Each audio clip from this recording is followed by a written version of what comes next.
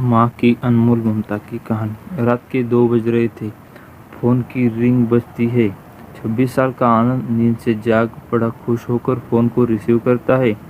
खुश इसलिए होता है क्योंकि उसकी नई नई गर्लफ्रेंड बिना टाइम देखे कभी भी उसको फ़ोन कर देती है। फ़ोन की दूसरी तरफ से आवाज़ आती है, जन्मदिन मुबारक हो बेटा। आज मेरा बेटा पूरे 26 साल का हो गया। मैं बहुत खुश हूँ। माँ की आवाज़ सुनते ही आनंद के चेहरे के एक्सप्रेशन बदल जाते हैं।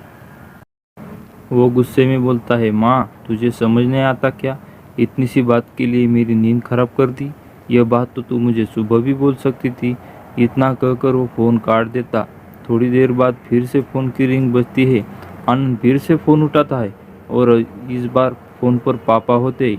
आनंद इस बार आराम से बात करता है। थैंक यू पापा, आपने मुझे बर्थडे विश करने के लिए फ़ोन किया, वो भी इतनी रात को।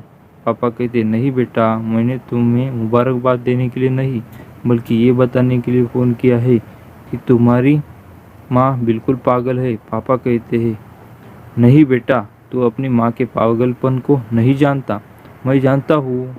वह तो 26 साल से पागल हो गई थी जब डॉक्टर ने उसे कहा था या तो बच्चे को बचा सकते हैं या आपको। उसने बिना एक सेकंड भी सोचे बच्चे को बचाने का फैसला ले लिया और मुझे भी कसम देकर उस फॉर्म पर साइन करने के लिए मना लिया था जिस पर लिखा था उसकी ज़िंदगी इस ऑपरेशन से खतरे में, और अगर उसे कुछ होता है तो उसके जिम्मेदार डॉक्टर नहीं होंगे। अब तू ही बता, बिना तुझे देखे जो औरत तेरे लिए मरने को तैयार हो जाए उसे हम पागल नहीं कहेंगे तो क्या कहेंगे? इतना कहकर पापा ने भी फ़ोन रख दिया। आनंद ने अभी ये महसूस किया था कि वह जो कर रहा था वो भूल नहीं, गुनाह था।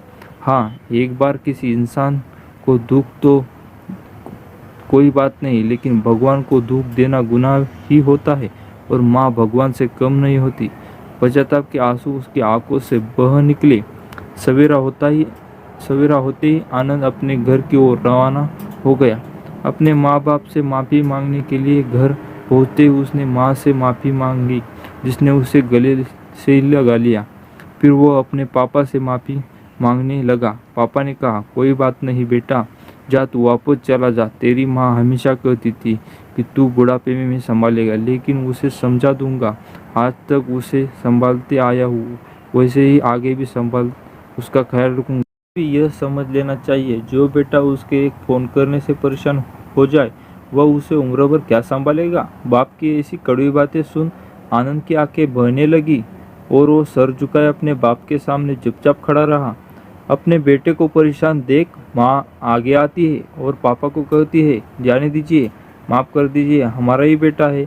माँ की ममता का मोल ना कोई लगा पाया था, ना कोई लगा पाएगा। 9 महीने प्रसव की पीड़ा सहन करके हमने नई जिंदगी, नई दुनिया में लाने वाली माँ ही हमारी हर गलती को माफ़ कर सकती है। कहानी पसंद आई हो तो लाइक, सब्सक्राइब और शेयर ज़रूर करें।